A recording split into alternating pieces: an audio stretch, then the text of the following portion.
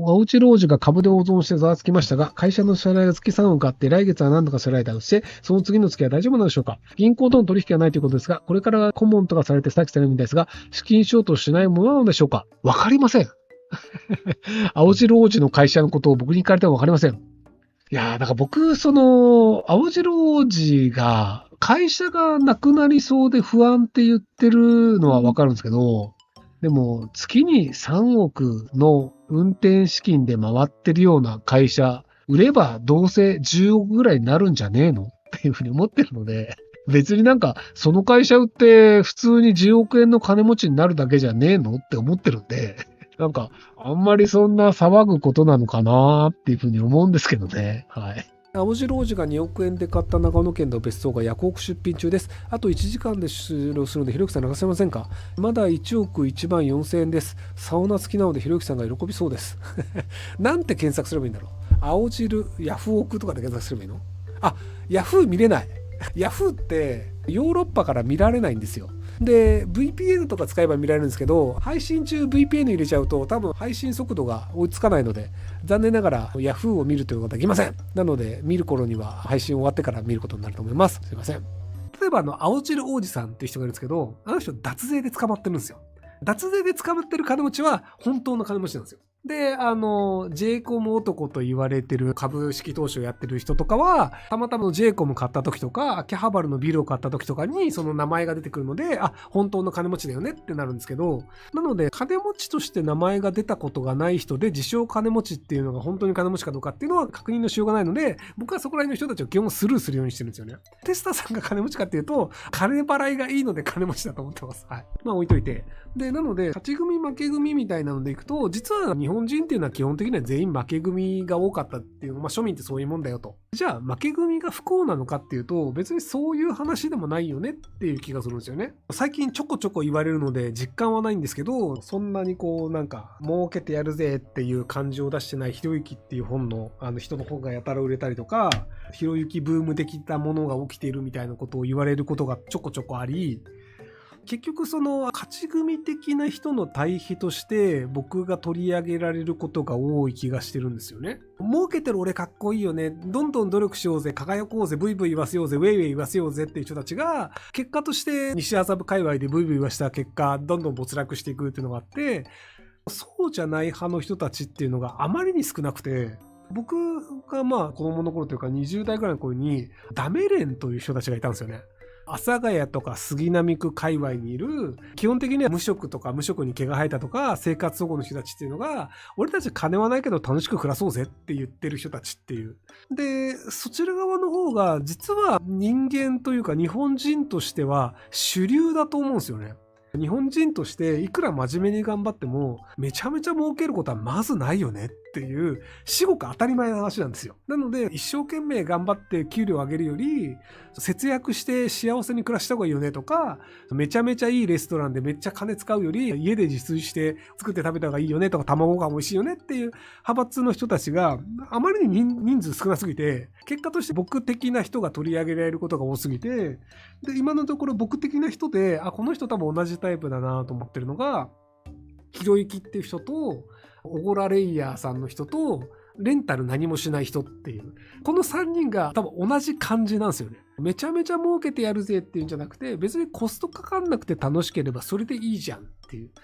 で、それ周りの人から見たら、いや、おごられるのっていかがなものよ、おごる方が男だろうとか、何にもしないとかじゃなくてちゃんと稼げよみたいな、周りからどう言われるかっていうのを割と気にする人たちには理解されないんですけど、別に僕は楽しく暮らしてます。私はおごられて楽しいです。ご飯美味しいです。よかったですっていう。なので、自分自身がどう感じるかっていうところで生きてる人っていうのが、今のところあんまり多くない。3体融合したらどうなっちゃうんだ。無職が生まれるだけだと思うんですけど。っていうので、世の中というのが実は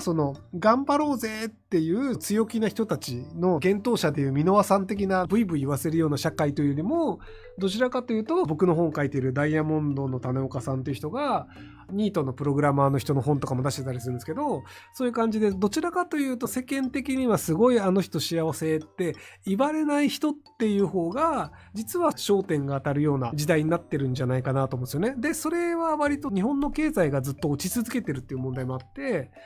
で、じゃあ日本の経済が今後5年後にめっちゃ良くなりますっていうのであれば、じゃあ俺たちガンガン幸せになろうぜ、頑張ろうぜっていうのでもいけるとは思うんですけど、まあそうならないよねっていうのが、割とみんな薄々気づいてるっていう、そういう状況なんじゃないかなというのを酔っ払いながら思ったので喋りました。はい。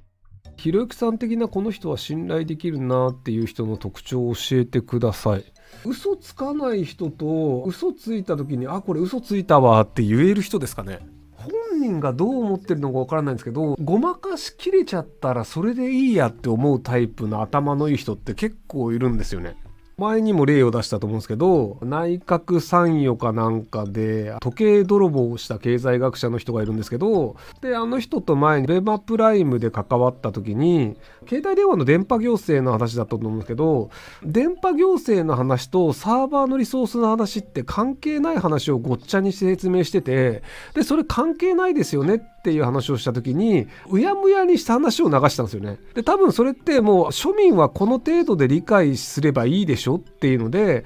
別に騙しても問題ないっていうそういう考え方なんだと思うんですよね。で確かに庶民って細かいこと言っても分かんないから、じゃあ別にある程度分かる形でこんな感じだと理解しやすいでしょっていうので、まあふわっと言うのはまあしょうがないと思うんですけど、ただそうじゃないでしょっていうツッコミ入れられた時はきちんと話す人の方が僕は信用できるんじゃないかなと思うんですけど、 YouTube のチャンネルで竹中平蔵さんと話をするっていうのをやったんですけど、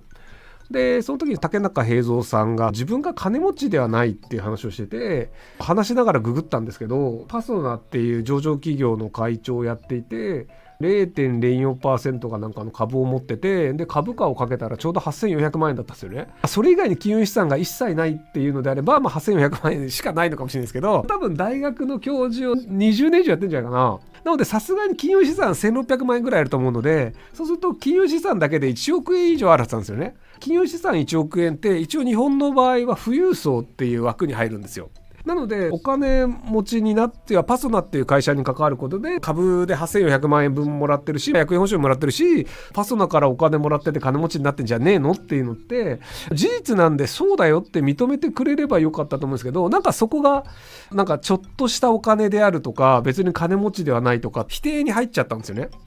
事実の認識が違ってると、その後この人が言うことも本当にその事実なのかその人の主観なのかっていう区別がつかなくなるんですよね。例えばじゃあ金持ちっていくらぐらいなのって言ったら資産で100億円ぐらい持ってる人みたいな話するんですけど、そもそもの一般の感覚で100億持ってない人は貧乏人であるみたいにしたら金持ちという言葉で会話ができなくなるじゃないですか。なのでどういう事実認識をしてるかっていうところでごまかしたりをされると、多分話をしてる時にじゃあ貧乏な人ってどういう人っていうので、なんか年収1000万の人だけどこの人は貧乏だみたいなこと言われちゃうと、いやいや年収1000万で貧乏って言われちゃうと他の経済政策どうすればいいのみたいな話になっちゃうので、なのでちゃんと認識を合わせるっていうのと、自分の認識が不利になったとしても事実は事実として認めてくれた方がいいんじゃないかなと思うんですよね。自分がお金持ちだと見られるのが庶民にとって良くないっていうのであったとしても、でも事実としては金持ちなんだからそれは認めた方が嘘つきという認識がされるよりはいいんじゃないかなと僕は思うんですけども、はい。